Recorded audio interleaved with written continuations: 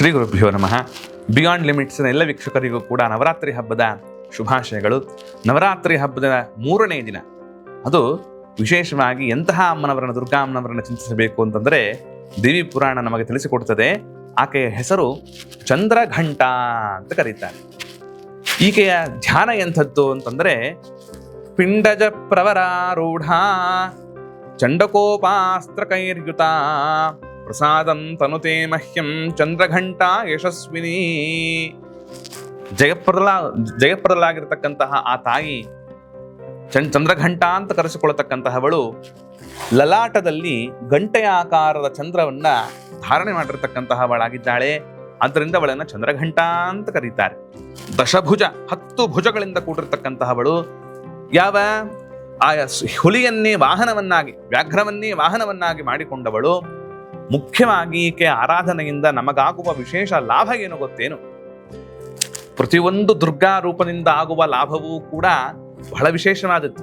ಅದರಲ್ಲೂ ಈ ಚಂದ್ರಘಂಟ ಅಂತನ್ನುವ ದೇವಿಯ ಒಂದು ಪೂಜೆಯಿಂದ ಆಗುವ ಲಾಭ ಅದು ಮಹತ್ತರವಾದದ್ದು ಅಂತಂತಾರೆ. ಏನದು ಅಂತಂದ್ರೆ ಭಯ ಪರಿಹಾರ.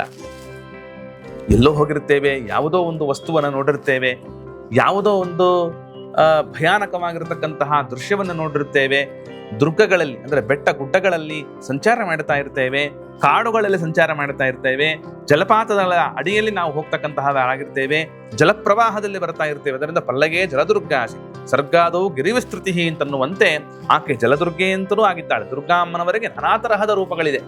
ಅಂತಹ ದುರ್ಗಾ ಅಮ್ಮನವರು ಎಲ್ಲ ಕಡೆಯಲ್ಲಿ ಆಗುವ ಭಯಗಳು, ಅದು ನೀರಿನಿಂದ ಆಗುವ ಭಯ ಆಗಿರಬಹುದು, ಬೆಟ್ಟಗುಡ್ಡಗಳಿಂದ ಆಗುವ ಭಯವಾಗಿರಬಹುದು, ಕಳ್ಳಕಾಕರಿಂದ ಆಗುವ ಭಯ ಆಗಿರಬಹುದು, ಎಲ್ಲ ತರಹದ ಭಯಗಳನ್ನ ಪರಿಹಾರ ಮಾಡುವ ರೂಪ ಅದು ಚಂದ್ರಘಂಟ ಅನ್ನತಕ್ಕಂತಹ ರೂಪ ಅಂತನ್ನುವುದನ್ನ ತಿಳಿಸಿಕೊಡ್ತಾ ಇದ್ದಾರಾದ್ದರಿಂದ ಪ್ರಸಾದಂ ತನುತೆ ಮಹ್ಯಂ. ಆಕೆ ಸುಮ್ಮನೆ ನಾವು ಆರಾಧನೆ ಮಾಡಿಬಿಟ್ರೆ ಸಾಲದೆ. ಮತ್ತೀಗ ಆಕೆ ನಮ್ಮ ಕಡೆಯಲ್ಲಿ ತಿರುಗಿ ನಮಗೆ ಅನುಗ್ರಹವನ್ನು ಮಾಡುವ ರೀತಿಯಲ್ಲಿ ನಾವು ಅನುಗ್ರಹವನ್ನು ಸಂಪಾದನೆ ಮಾಡಬೇಕು. ಏನೋ ಒಂದು ಆರಾಧನೆ ಮಾಡಿಬಿಟ್ವೆ ಅಂತಂತಲ್ಲ. ಮತ್ತೀಗ ಆಕೆಯ ಅನುಗ್ರಹ, ಆಕೆಯ ಕಟಾಕ್ಷ, ಆಕೆಯ ಒಂದು ಸುಪ್ರಸನ್ನವಾಗಿರತಕ್ಕಂತಹ ದೃಷ್ಟಿ ಭಕ್ತರ ಮೇಲೆ ಬೀಳಬೇಕು. ಆಗ ಮಾತ್ರ ನಮಗೆ ಪ್ರಸಾದ ಅನ್ನತಕ್ಕಂಥದ್ದು ಸಿಗುತ್ತೆ. ಆ ಪ್ರಸಾದ ಆಕೆ ಕರುಣಿಸಿದಾಗ ಅದರಿಂದ ನಮ್ಮ ಭಯ ಅನ್ನತಕ್ಕಂಥದ್ದು ಪರಿಹಾರವಾಗಿ, ನಿರ್ಭಯವಾಗಿ, ಯಾವುದೇ ಚಿಂತೆ ಇಲ್ಲದೆ, ವ್ಯಾಕುಲತೆ ಇಲ್ಲದೆ ನಾವು ನಿಶ್ಚಿಂತೆಯಿಂದ ಜೀವನವನ್ನು ನಡೆಸ್ತಕ್ಕಂತಹವರಾಗಬಹುದು. ಆದ್ದರಿಂದ ಅಂತಹ ಚಂದ್ರಘಂಟ ಅನ್ನತಕ್ಕಂತಹ ರೂಪವನ್ನ ಈ ಪ್ರಕಾರವಾಗಿ ಚಿಂತಿಸಬೇಕು ಅಂತ ಹೇಳ್ತಾರೆ. ಇದು 3ನೇ ದಿನದ ಒಂದು ಆರಾಧನೆ. ಇದೇ 3ನೆಯ ದಿನ ನಾವು ಕುಮಾರ ಮುತ್ತೈದೆಯರ ಪೂಜೆ ಅಂತ ಈಗಾಗಲೇ ಹೇಳಿಕೊಂಡು ಬರ್ತಾ ಇದ್ದೆ.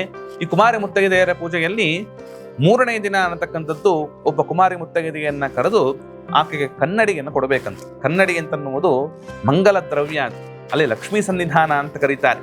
ಆದ್ದರಿಂದ ಕನ್ನಡಿಗೆ ದಾನವನ್ನ ಮಾಡಬೇಕಂತೆ. ಸಿಂಧೂರವನ್ನ ಹಚ್ಚಿಕೊಳ್ಳುವುದಕ್ಕೆ ಸಿಂಧೂರವನ್ನ ಕೊಡಬೇಕಂತೆ. ಗೋರಂಟಿ ಅಂತ ಕರಿತೇವೆ ನೋಡಿ, ಮೆಹಂದಿ ಅಂತಂತೇವಲ್ಲ, ಆ ಗೋರಂಟಿಯನ್ನು ಕೂಡ ದಾನ ಮಾಡತಕ್ಕವರಾಗಬೇಕು ಕುಮಾರಿ ಮುತ್ತೈದೆಯರಿಗೆ. ಇದರಿಂದ ತನ್ಮೂಲಕವಾಗಿ ಆ ಕುಮಾರಿ ಮುತ್ತೈದೆಯಲ್ಲಿ ಇರತಕ್ಕಂತಹ ಒಂದೊಂದು ದಿನದ ಕುಮಾರಿ ಮುತ್ತೈದೆಯರ ಆರಾಧನೆಯಿಂದಲೂ ಒಂದೊಂದು ವಿಶಿಷ್ಟವಾದ ಲಾಭ ಇದೆ. ಈ 3ನೇ ದಿನದ ಆರಾಧನೆಯಿಂದ ಅಪಮೃತ್ಯು ಪರಿಹಾರ, ವ್ಯಾಧಿ ಪರಿಹಾರ, ನಾನಾ ತರಹದ ರೋಗಗಳ ಪರಿಹಾರವೂ ಕೂಡ ಇದರಿಂದ ನಮಗೆ ಲಾಭವಾಗ್ತಕ್ಕಂಥದ್ದಾಗತ್ತಾದ್ದರಿಂದ ಅಂತಹ ದುರ್ಗಾಮ್ಮನವರ ಚಂದ್ರಘಂಟ ಅನ್ನತಕ್ಕಂತಹ ದುರ್ಗಾಮ್ಮನವರ ಆರಾಧನೆಯಿಂದ ಸಕಲರಿಗೂ ಕೂಡ ಸನ್ಮಂಗಳ ಉಂಟಾಗಲಿ ಅಂತ ಹೇಳ್ತಾ ಎಲ್ಲರಿಗೂ ನಮಸ್ಕಾರಗಳು.